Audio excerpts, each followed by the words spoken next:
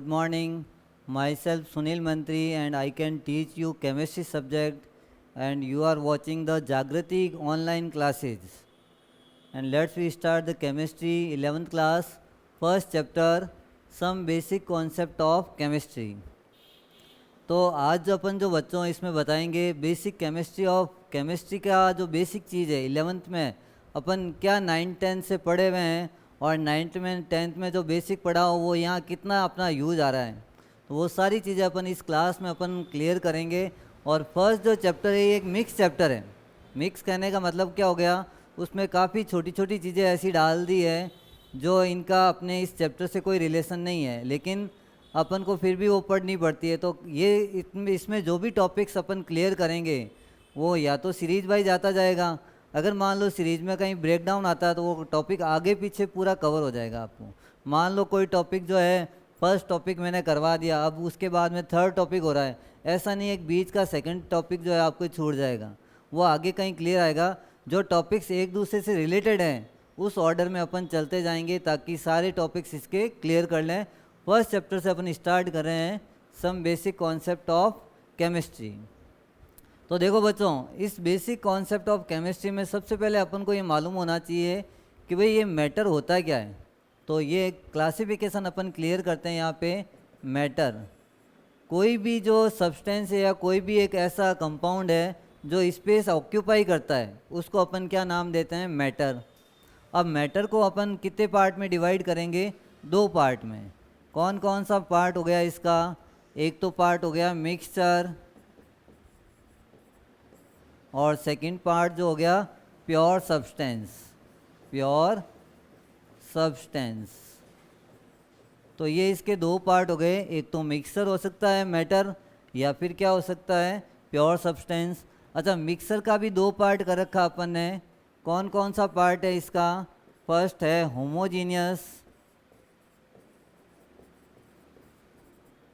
और सेकंड जाएगा वो कौन सा आएगा, हेट्रोजीनियस। तो ये होमोजीनियस और हेट्रोजीनियस ये दो पार्ट हो गए मिक्सचर के। प्योर सब्सटेंस को भी अपन वापस दो पार्ट में डिवाइड कर सकते हैं अपन। कौन कौन से हो गया, एक तो एलिमेंट और दूसरा क्या नाम हो जाएगा, कंपाउंड। तो आप जब अपन ये चीज़ बताते हैं एक्चुअल में ये चीज़ें होती क्या है, तो कोई भी एक ऐसा चीज़ जो स्पेस ऑक्यूपाई करेगा, जैसे मेरे पास मार्कर है, ये मार्कर स्पेस ऑक्यूपाई है तो वो किस में लिख सकते हैं अपन, मैटर में। तो हर एक चीज़ को मैटर बोल सकते हैं, लेकिन मैटर के जो पार्ट करे हुए मैंने दो चीज़ें कर दी, एक तो मिक्सर बोल दिया और दूसरा क्या बोला मैंने, प्योर सब्सटेंस। अब मिक्सर और प्योर सब्सटेंस वही है। मिक्सर का मतलब है दो या दो से ज़्यादा कंपोनेंट को आपने मिक्स कर दिया और मिक्स करने के बाद में जो न्यू चीज़ मिली या नया कंपाउंड जो मिला उसको अपन क्या नाम से बोलेंगे, मिक्सर। अब मिक्सर आपके दो पार्ट में डिवाइड कर रखा है, एक तो होमोजीनियस और एक हेट्रोजीनियस। अब होमोजीनियस का मतलब यही होता है कि जब आपने दो कंपोनेंट को मिक्स किया और वापस एक सेम फेज में आ गए, लाइक शुगर प्लस वाटर। अगर आपने शक्कर और पानी को मिक्स कर दिया और अपन ने देखा कि वो शक्कर पानी के अंदर घुल गई तो सेम फेज आ गई। अब शक्कर के दाने आपको विजिबल नहीं है, दिख नहीं रहे हैं, तो ये जो सेम फेज आ जाती है तो वो कौन सा मिक्सर हो जाएगा, होमोजीनियस। तो इसका एग्जाम्पल अपन लिख सकते हैं, क्या लिखेंगे, शुगर या सॉल्ट प्लस क्या लिख दिया साथ में, वाटर। इन दोनों का मिक्सर कौन सा है, होमोजीनियस। अब हेट्रोजीनियस की अगर बात करेंगे तो हेट्रोजीनियस में क्या आ जाएगा, सैंड प्लस वाटर। अब आपने कभी रेत को पानी में मिक्स होते हुए देखा है, ऐसा नहीं होता है। रेत मान लो थोड़े टाइम के लिए मिक्स हो भी जाती है लेकिन वो धीरे धीरे सेटल डाउन हो जाती है। तो रेत या डस्ट जो है, ये जो पार्टिकल्स होते हैं वो वाटर में सॉल्यूबल नहीं होते हैं, तो सेम फेज में नहीं आएगा। आपको रेत या डस्ट के पार्टिकल अलग दिखेंगे और वाटर अलग दिखेगा। ये होमोजीनियस मिक्सर नहीं बनता है, इसको कौन सा मिक्सर बोलेंगे, हेट्रोजीनियस मिक्सर्स। तो मिक्सर्स के दो पार्ट मैंने दोनों के एग्जाम्पल बता दिए। जब कंपोनेंट को मिक्स करने के बाद में सेम फेज आ जाती है और उसमें आपको दोनों को सेपरेट करना पॉसिबल नहीं होता है तो वो कौन सा मिक्सर हो गया, होमोजीनियस। लेकिन आपने जो सैंड और वाटर को मिक्स किया और उसके बाद में इन दोनों को अपन वापस सेपरेट भी कर सकते हैं तो वो कौन सा मिक्सर हो गया, हेट्रोजीनियस। अब अपन आ जाते हैं मैटर का सेकंड पार्ट है प्योर सब्सटेंस। अब प्योर सब्सटेंस वही चीज़ें हैं जो कोई प्योर फॉर्म में अपन को नेचर में मिलती है। जैसे वाटर है, वाटर प्योर फॉर्म में मिल सकता है। अब वाटर हो गया, कोई एलिमेंट हो गया लाइक आयरन हो गया, कॉपर हो गया, ये चीज़ें जो अपन को क्या मिलती है प्योर फॉर्म में मिल सकती है। तो डायरेक्ट जो प्योर फॉर्म में मिलती है उनको प्योर सब्सटेंस में लिखेंगे। इसमें अपन ने जो नाम दिया एलिमेंट का, अब एलिमेंट जो है जिसमें एक ही टाइप के सारे एटम्स अवेलेबल हैं। लाइक मैं अगर कहूँ मेरे पास ये गोल्ड की रिंग है, लेकिन गोल्ड की रिंग में सारे पार्टिकल किसके होंगे, गोल्ड के, तो इसको मैं किस में लिख सकता हूँ, एलिमेंट में। लेकिन जब अपन इनसे कोई रिएक्शन करके एक नई चीज़ बना देते हैं तो उसको मैं लिख सकता हूँ कंपाउंड में। तो ये एलिमेंट का मतलब क्या हो गया, प्योर कॉपर लिख दो, आयरन लिख दो, सिल्वर, कॉपर, गोल्ड, ये सारी चीज़ें जो आएगी अपने पास में ये क्या आ जाएगा, एलिमेंट। लाइक ग्रेफाइट या डायमंड, ये एलिमेंट में आ सकती है क्योंकि उसमें एक ही टाइप के सारे एटम्स अवेलेबल हैं। अब यहाँ कंपाउंड में क्या हो सकता है, जब दो या दो से ज़्यादा एलिमेंट आपस में एक रेशियो में मिक्स हो जाते हैं तो इससे जो मिलके बनता है उसको कंपाउंड बोलेंगे। लाइक क्या नाम दे दिया, H2O, ये कंपाउंड है। या नमक है, NaCl है, ये कंपाउंड है। कहने का मतलब यही हो गया, दो या दो से ज़्यादा एलिमेंट जब आपस में मिक्स हो जाते हैं और मिक्स होने के बाद में एक फिक्स रेशियो में मिक्स होने के बाद में एक नई चीज़ बनती है, उसी को अपन क्या नाम देंगे, कंपाउंड। अब शुगर है, ग्लूकोज है, ये सारे कंपाउंड में आएंगे। हालांकि उनमें एटम्स अलग अलग हैं लेकिन वो किस में आएंगे, सारे कंपाउंड में। लेकिन एक ही टाइप के एलिमेंट अगर होंगे तो वो किस में लिखेंगे अपन, एलिमेंट में। और यहाँ प्योर सब्सटेंस को वापस कितने पार्ट में डिवाइड किया था अपन ने, 2 पार्ट्स में। एक तो एलिमेंट हो गया और सेकंड क्या हो गया, कंपाउंड। और मैटर को कितने पार्ट में डिवाइड किया था, 2 पार्ट में, एक मिक्सर और एक क्या हो गया, प्योर सब्सटेंस। तो अब जो अपन बताएंगे यहाँ पे कुछ नई चीज़ें। हालांकि ये जो टॉपिक जो आपने 9th और 10th में पढ़ रखा है कि क्लासिफिकेशन मैटर का कैसे करते हैं और किन को कंपाउंड बोलते हैं, किन को मिक्सर्स बोलते हैं, कौन होमोजीनियस बनाएगा, कौन हेट्रोजीनियस बनाएगा। अब जो बात करते हैं अपन, सबसे पहले बात करते हैं एटम की। अब एटम क्या होता है, जैसे मैं कहता हूँ ये जो मार्कर है, मार्कर खुद किससे मिलके बना हुआ है, एटम से। हालांकि एटम्स अलग अलग तरह के हो सकते हैं, इसमें मिक्स हो सकते हैं, कार्बन भी हो सकता है, हाइड्रोजन भी हो सकता है, ऑक्सीजन भी हो सकता है। लेकिन जब एक सिंगल एटम की बात करते हैं तो मान लेते हैं हाइड्रोजन को ले लिया या कार्बन को ले लिया, नाइट्रोजन को ले लिया, ऑक्सीजन को ले लिया, इन सब को अपन क्या बोल सकते हैं, एटम। लेकिन ये अभी कोई कंबाइंड स्टेट में नहीं है, फ्री स्टेट में है। अब ये जनरली एटम्स फ्री रहता ही नहीं है, किसी न किसी से रिएक्ट करके मॉलिक्यूल्स में कन्वर्ट हो जाता है। तो लेकिन एटम्स का जो मास होता है, इस एटम के मास को अपन क्या बोलते हैं, एटॉमिक मास। तो सबसे पहले जो टॉपिक अपन यही करेंगे, एटॉमिक मास होता क्या है, किसका कितना होता है, और ये एटॉमिक मास कैसे कंसीडर करते हैं, इनका फॉर्मूला कैसे अपन निकालते हैं एटॉमिक मास, ये सारी चीज़ें अपन बताएंगे। तो यहाँ मैं बता रहा हूँ एटॉमिक मास, और एटॉमिक मास को कैसे कैलकुलेट करना, एटॉमिक मास होता क्या है। कोई भी एक एलिमेंट जब आप एक्स एलिमेंट लिखते हैं, XYZ कोई भी एलिमेंट, तो उसका यहाँ एक नंबर आता है और ये एक एटॉमिक मास होता है A। तो यहाँ Z तो क्या आता है, उस एटम का एटॉमिक नंबर, और उसका मास नंबर क्या हो गया, A। जैसे एक एग्जांपल देता हूँ, कार्बन, कार्बन कितने पे आता है, 6 पे, और यहाँ 12 लिखते हैं। तो इसका मतलब यहाँ 6 उसका एटॉमिक नंबर है और 12 इसका क्या है, मास नंबर है। तो इसी से ही अपन एटॉमिक मास को डिफाइन करेंगे। सबसे पहले जो एटॉमिक मास की यूनिट को अपन लिखते हैं, एटॉमिक मास की यूनिट को अपन क्या लिखते हैं, AMU। अब AMU का पूरा नाम भी यही है, एटॉमिक मास यूनिट। आजकल जो एटॉमिक मास यूनिट को अपन ये AMU से नहीं लिख के उसको रिप्लेस कर दिया है, ओनली U से रिप्रेजेंट कर सकते हैं। अब यहाँ AMU की वैल्यू क्या होती है, या AMU कैसे निकाल सकते हैं अपन। तो एक AMU की value 1 AMU equal to 1.66 into 10⁻⁻24 gram, और ग्राम की जगह किलोग्राम करना है तो क्या करेंगे अपन, 1.66 इंटू 10⁻⁻27 किलोग्राम। तो ये जो वैल्यू है जो मैंने लिखी है, ये वैल्यू जो है एक आइडेंटिकल वैल्यू है। अब इसमें ना तो इस वैल्यू से ऊपर होता है ना इस वैल्यू से नीचे होता है, इस वैल्यू को एक यूनिट माना है मैंने, ये वैल्यू एक यूनिट है और इस यूनिट को ही क्या नाम दे दिया है, AMU। इस यूनिट से अपन कंपेयर करते हैं कि भाई वास्तव में कोई भी एलिमेंट या कोई एटम इससे कितना टाइम्स हैवियर होगा। जैसे मैं कह रहा हूँ ये मेरे पास मार्कर है, अब इस मार्कर की जगह इसका वेट तो मैं क्या मान लेता हूँ 1U, और इधर मैंने इस साइड में लिख दिए 10 मार्कर्स, तो उन 10 मार्कर्स का मास जो हो जाएगा वो कितना लेंगे अपन 10U।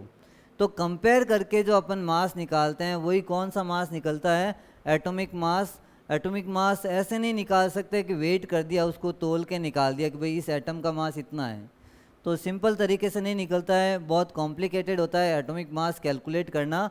और एटॉमिक मास को कैलकुलेट करने के लिए एक सिंपल यूनिट का यूज किया मैंने, और इस यूनिट की वैल्यू जो मैंने बताई है 1.66 इंटू 10⁻⁻27 किलोग्राम, और ये ग्राम में। अब आपको ये ध्यान होना चाहिए ग्राम को किलोग्राम में कैसे कन्वर्ट करते हैं या किलोग्राम को ग्राम में कैसे कन्वर्ट करते हैं। आपको अगर किलोग्राम को ग्राम में कन्वर्ट करना है तो आपको क्या करना पड़ेगा, जैसे मेरे पास 1.66 इंटू 10⁻⁻27 किलोग्राम है और ग्राम में कन्वर्ट करने के लिए मेरे को कितने से मल्टीप्लाई करना पड़ेगा, 1000 से। अब 1000 से करेंगे तो यहाँ 10⁻³ हो जाएगा और ये इसमें 3 डिजिट कम हो जाएगी, तो आंसर आ जाएगा ग्राम में। और अगर 27 ही रखना है तो कौन सा आएगा, ये किलोग्राम में। तो ये अब जो वैल्यू आई, तो ये आई कहाँ से, कैसे इसको अपन बताते हैं। देखो कार्बन का एक एटम का मास कोई कंसिडर किया है किसी भी एटम के एटॉमिक मास निकालने के लिए। क्यों कार्बन को कंसिडर किया है, क्योंकि कार्बन अपने एटमॉस्फेयर में या एवरीवेयर अवेलेबल है। इस यूनिवर्स में ज़्यादातर जो एलिमेंट की अवेलेबिलिटी है या इजीली प्रोबेबिलिटी जो है वो कौन सा एलिमेंट अपन को मिल जाता है, कार्बन। कार्बन सब जगह अवेलेबल है, अपनी बॉडी तक कार्बन से बनी हुई है, कपड़े कार्बन से बने हुए हैं, काफ़ी चीज़ें, बाल नाखून वगैरह ये सारी चीज़ें किससे बनी हुई है, कार्बन से।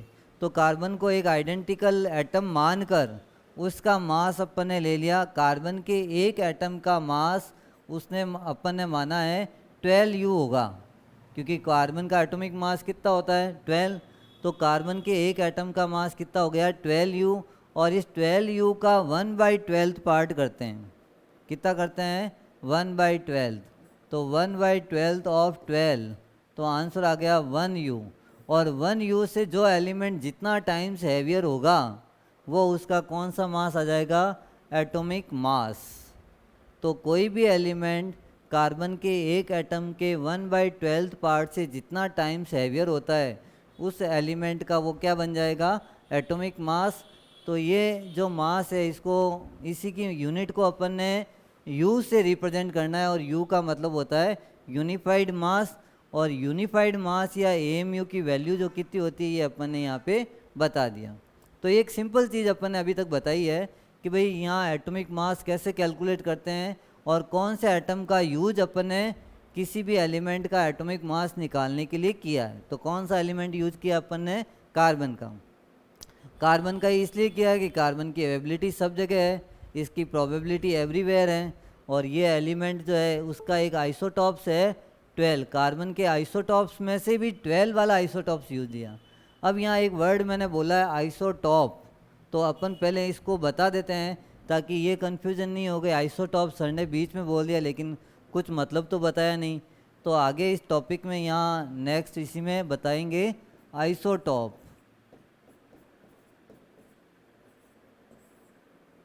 देखो आइसोटॉप वर्ड का मतलब होता है कि भाई जिसका एटॉमिक नंबर सेम होता है बट मास नंबर्स क्या होते हैं, डिफरेंट होते हैं।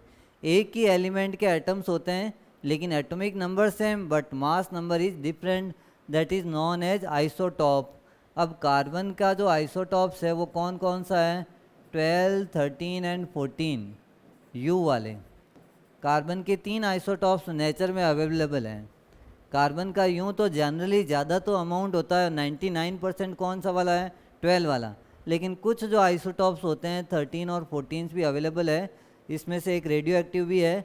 तो 12 और 13 और 14 ये एटॉमिक मास अलग अलग हैं। तो देखो इनके आइसोटॉप वर्ड का मतलब कार्बन 6 12, कार्बन 6 13, कार्बन 6 14। अब इनका एटॉमिक नंबर तो सेम है बट मास नंबर क्या आ रहा है, डिफरेंट आ रहा है। उन्हीं को अपन क्या बोलते हैं, आइसोटॉप। टॉप वर्ड का मतलब पोजीशन। इनकी पीरियोडिक टेबल में पोजीशन 6 पे ही रहेगी, लेकिन मास नंबर सबका क्या रहेगा, अलग अलग रहेगा। और नेचर में जो इसका अबंडेंस है लगभग 99%, मतलब 99.8% भी ये इतना अवेलेबल है। बाकी कुछ क्वांटिटी में ये भी अवेलेबल है, लेकिन इनके मास को अपन कंसिडर नहीं करते क्योंकि ये ज़्यादा अवेलेबल है। अब यहाँ जो है इसमें कार्बन का एक एटम का मास जो आएगा वो 12U, और 12U का 1/12 part, 1/12 part of single carbon atom atomic mass is known as atomic mass unit. उसी को अपन क्या बोलेंगे यहाँ पर, एटॉमिक मास यूनिट। कार्बन के एक एटम का मास कितना है, 12, और 12 का 1/12 करना है, तो आंसर क्या आ गया वापस 1U। और इसी को अपन क्या बोलते हैं, एटॉमिक मास यूनिट या यूनिफाइड मास। अब इससे जो एलिमेंट जितना टाइम्स हैवियर होगा वो उसका क्या बन जाएगा, मास नंबर या उसका एटॉमिक मास। तो इसमें अपन आगे बताएंगे कि किस एलिमेंट का कितना एटॉमिक मास होता है और उसको अपन कैसे कैलकुलेट कर सकते हैं।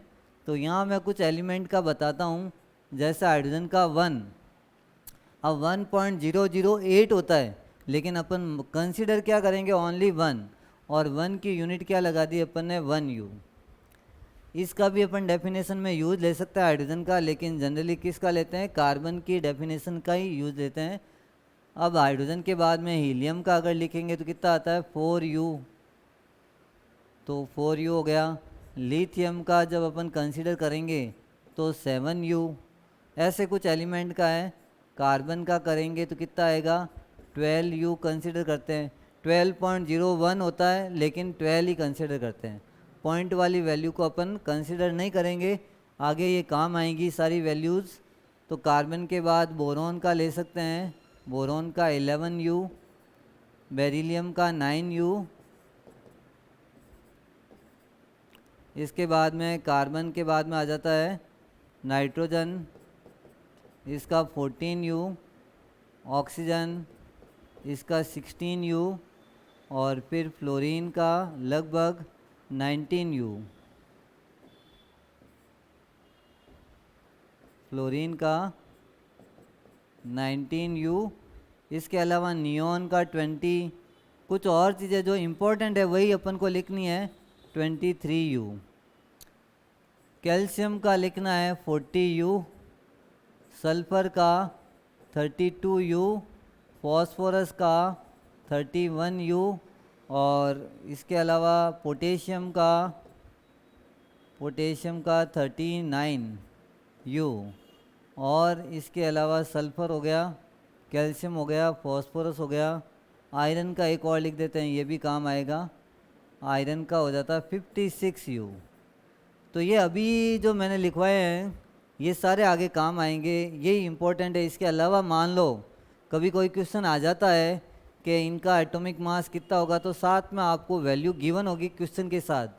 तो अभी आपको ये चीज़ें याद रखनी है, बेसिक चीज़ों में इन्हीं का याद रखना है, ताकि आगे वाले क्वेश्चंस को इससे इजीली अपन सॉल्व कर सकें। एल्यूमिनियम का भी लिख देते हैं, एल्यूमिनियम का कितना होता है, 27U।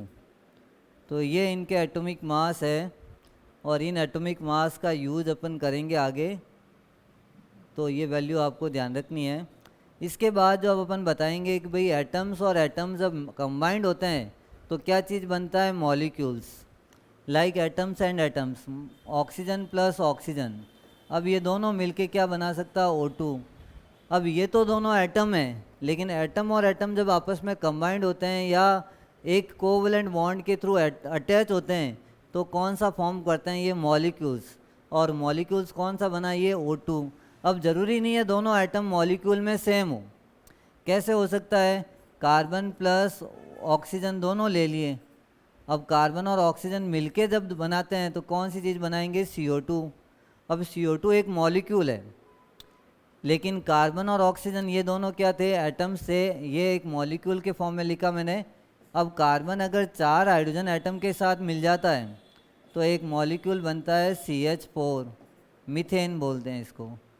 तो ये भी एक मॉलिक्यूल है, तो ये इनको अपन क्या मानेंगे, मॉलिक्यूल। लेकिन अगर इंडिविजुअल एटम को लिखना है तो इनको एटम मानते हैं। और एटॉमिक मास मैंने बता दिया, एटॉमिक मास कैसे निकालना है, लगभग एटॉमिक नंबर के डबल के इक्विवेलेंट भी हो सकता है, ऐसा ज़रूरी नहीं है कि हमेशा डबल ही हो, डबल के इक्विवेलेंट हो सकता है। अब कार्बन और हाइड्रोजन मिलके क्या बनाते हैं, CH4। ऐसे ही मैंने ले लिए, कार्बन ले लिया, हाइड्रोजन ले लिया और ऑक्सीजन ले लिया, तीनों एलिमेंट मिलके क्या बना सकते हैं, ग्लूकोज। तो ग्लूकोज एक क्या है, मॉलिक्यूल्स है। अब इसके अलावा कुछ आयोनिक कंपाउंड भी बना सकते हैं, जैसे Na और Cl मिलके क्या बना सकते हैं यहाँ, NaCl। तो NaCl को आयोनिक कंपाउंड बोल सकते हैं। अब यहाँ जब अपन ने मॉलिक्यूल्स लिखे हैं तो मॉलिक्यूल्स का मॉलिक्यूलर मास कैसे कंसिडर करना है वो अपन समझाते हैं इसमें अगले टॉपिक के अंदर, कि भाई मॉलिक्यूल्स का मॉलिक्यूलर मास कैसे निकालना है। मैंने लिखा O2, सबसे पहले O2 एग्जाम्पल दिया था।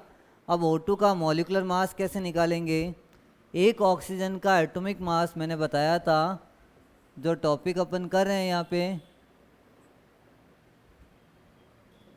मॉलिक्यूलर मास, मॉलिक्यूलर मास, ये अपन बता रहे हैं इस टॉपिक के अंदर कि मॉलिक्यूलर मास किसी का भी कैसे कंसिडर करना है। अब O2 जो है, O2 का मॉलिक्यूलर मास कैसे निकालेंगे अपन, 16 एक एटम का है लेकिन 2 एटम हो गए तो कितना हो गया, 32U। U लगाना है क्योंकि एक यूनिट है और इस यूनिट की वैल्यू फिक्स होती है। जैसे मैंने बताया था एक मार्कर और 10 मार्कर का कंपेयर करके, कि एक मार्कर की जो वैल्यू है वो फिक्स है। अब चाहे ये 20 ग्राम का है, 20 ग्राम को क्या माना अपन ने, 1U, उससे कंपेयर करके अपन ने निकाला किसी भी एटम का एटॉमिक मास। और फिर O2 का अगर निकाला तो इस तरीके से निकाल सकते हैं।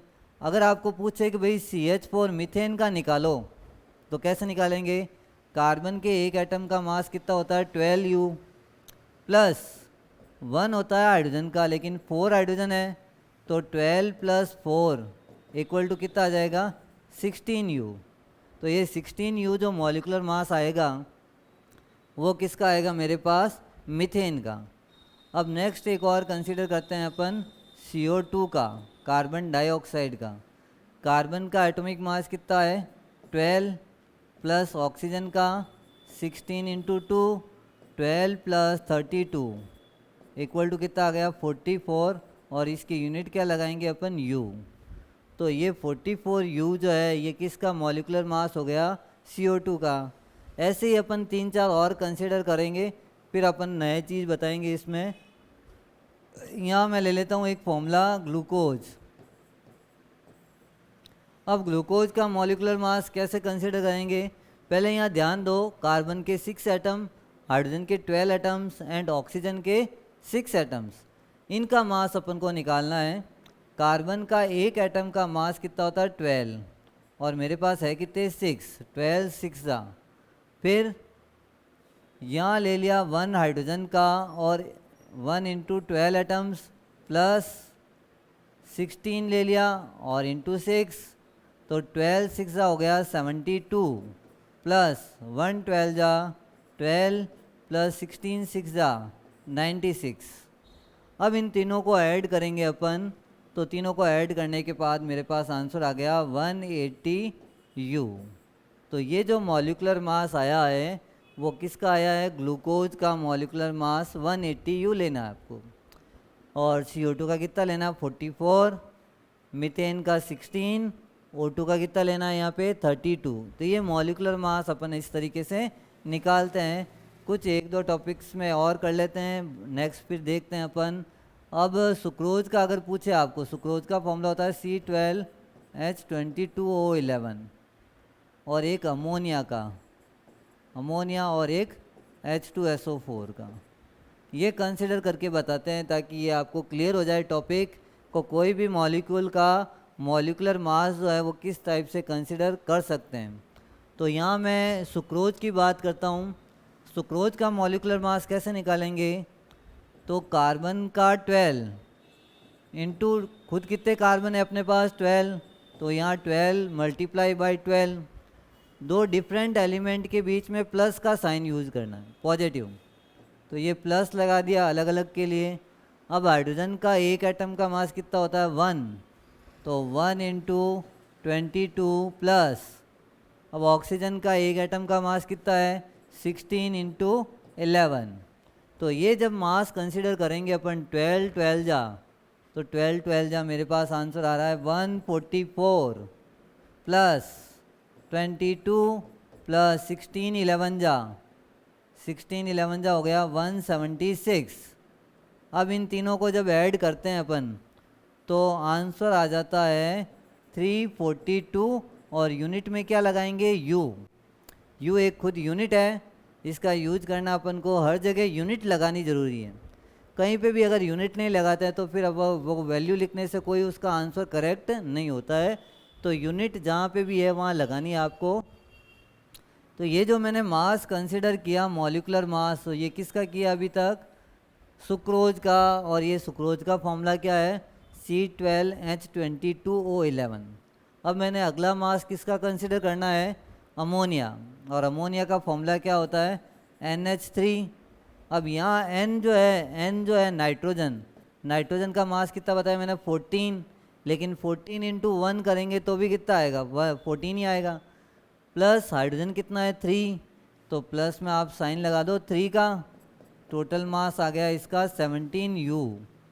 अब ये 174 मत लिख देना, ये क्या है 17U। तो ये इसका मास आ गया अमोनिया का। इसी तरीके से अपन H2SO4 का निकालेंगे। और H2SO4 का कैसे निकालेंगे, हाइड्रोजन कितना है इसके अंदर H2SO4, हाइड्रोजन हो गया 2 1 इंटू 2, एक हाइड्रोजन का 1 है तो 2 का कितना हो गया 1 इंटू 2, प्लस एक सल्फर का है 32 प्लस 16 इंटू 4। अब 2 प्लस 32 प्लस 64, तो ये 64 और ये 266 और 32 अराउंड आंसर आ जाएगा 98U। तो ये 98 जो मॉलिक्यूलर मास आया ये किसका आया H2SO4, सल्फ्यूरिक एसिड इसको बोलते हैं। तो ये कुछ एग्जाम्पल मैंने बताए थे कि भाई एटॉमिक मास से मॉलिक्यूलर मास को कैसे अपन आइडेंटिफाई करेंगे, कैसे फाइंड आउट करेंगे। और इसके बाद जो अपन करेंगे एक वर्ड आएगा अपना, हालांकि इसमें इतना क्या कोई ज़्यादा इम्पोर्टेंस नहीं है लेकिन फिर भी अपन को बताना है फॉर्मूला मास। किसी भी मॉलिक्यूल्स का जब आयोनिक कंपाउंड हो जाता है, आयोनिक कंपाउंड का मतलब KCl, NaCl, NaNO3, KNO3, इनको अपन कौन से कंपाउंड बोलते हैं आयोनिक कंपाउंड। पहले अपन बता देते हैं आयोनिक कंपाउंड्स क्या होते हैं। कोई भी कैटायन और एनाइन जब आपस में कंबाइंड होते हैं तो इनको कौन सा कंपाउंड बोलेंगे आयोनिक कंपाउंड। और आयोनिक कंपाउंड के लिए जो मॉलिक्यूलर मास है उसी का टर्म नया टर्म यूज लिया अपन ने फॉर्मूला मास, क्योंकि यहाँ जो फॉर्मूला है आयोनिक कंपाउंड एक क्रिस्टलाइन स्ट्रक्चर्स बनाते हैं तो उनके लिए कौन सा टर्म यूज करेंगे फॉर्मूला मास। अब फॉर्मूला मास कैसे निकालेंगे, जैसे NaCl का निकाल के बताना है। यहाँ Cl का मैंने बताया नहीं है लेकिन अभी बता देता हूँ। Cl का आपको एटॉमिक मास लेना है 35.5। ये 0.5 क्यों आया, फ्रैक्शन क्यों आया, ये भी अगले जो टॉपिक है इसमें बताएंगे कि किसी का भी फ्रैक्शंस क्यों आता है, 12.01 क्यों आया, 35.5 क्यों आया, या ये एक्यूरेट वैल्यू क्यों नहीं आती है, एक नेचुरल नंबर्स क्यों नहीं आते। तो पहले इसको सॉल्व करते हैं। Na का आपको बता रखा है मास कितना होता है 23U प्लस Cl का हो गया 35.5, तो टोटल करेंगे आंसर आ गया 58.5U। ये जो मास आया ये किसका फॉर्मूला मास बनेगा NaCl। ऐसे ही एक और आयोनिक कंपाउंड अपन ले लेते हैं, मान लो K2SO4, इसका आपको निकालना है। तो कैसे करेंगे, पोटेशियम, सल्फर और ऑक्सीजन 3 एलिमेंट से मिलके ये बना है। तो पहले पोटेशियम का 39 इंटू 2 प्लस सल्फर का जो मास होता है वो कितना हो गया यहाँ पे 32 प्लस ऑक्सीजन का 16 इंटू 4, तो 39 2 जा कितना हो गया 78 प्लस 32 प्लस 64। अब जब इन दोनों को ऐड करेंगे अपन 32 प्लस 64, ये हो जाएगा 96 और 96 के साथ 78, तो लगभग आंसर आ रहा है 174 और यूनिट क्या लगाएंगे अपन U। तो ये आयोनिक कंपाउंड के लिए आपको इसका मास कंसिडर करना है। कुछ आयोनिक कंपाउंड और बताएंगे क्योंकि उसमें आपको मालूम नहीं है कि भाई कैसे इनका सॉल्व करना होता है, तो एक दो एग्जाम्पल अपन और बताते हैं। तो यहाँ जब अपन नेक्स्ट जो फॉर्मूला बता रहे हैं वो है एल्यूमिनियम सल्फेट का। किसका बताऊंगा मैं अगला, Al2SO4 और इसका होल थ्राइज, ये सॉल्व करके बताएंगे। तब ये सॉल्व करने से पहले बता देते हैं इसमें एलिमेंट कौन कौन से हैं। एल है, सल्फ़र है और ऑक्सीजन है, 3 एलिमेंट है। अब कैसे इसका निकालना है, ये देखो इधर एल का जो मास है वो कितना है 27 इंटू 2। अब प्लस का साइन, डिफरेंट एलिमेंट के बीच में पॉजिटिव साइन लगाना है आपको।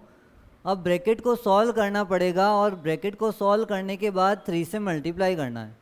तो पहले 3 बार ले लो, ब्रैकेट सॉल्व करते हैं।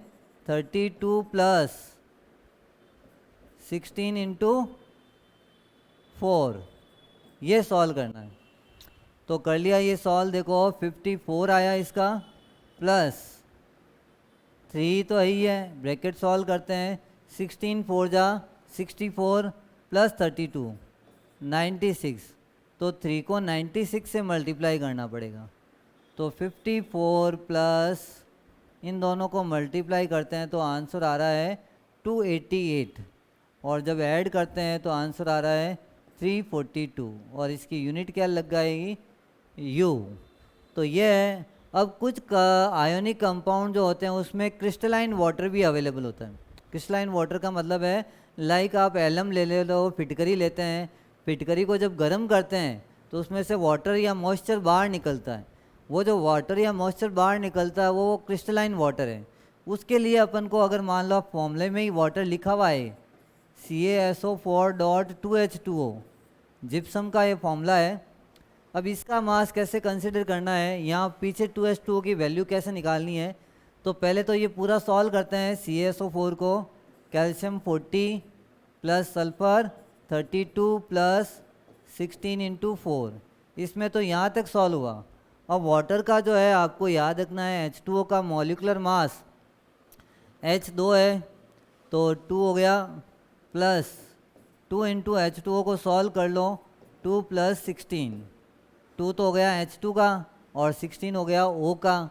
अब यहाँ अगर सॉल्व करेंगे 40 प्लस 32 प्लस 64 प्लस 2 प्लस 16 हो जाता है 18 और 18 को 2 से मल्टीप्लाई, तो 18 2 जा कितना हो गया 36।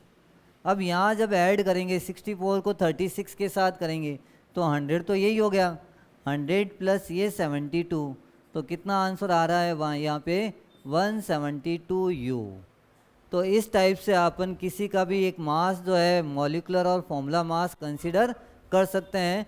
नेक्स्ट क्लास में अपन बताएंगे आगे कौन सा टॉपिक आएगा, मोल कॉन्सेप्ट क्या होता है, वो टॉपिक अपन क्लियर करेंगे। आज के लिए अपन यहीं पे फिनिश करते हैं। Thank you for all the students.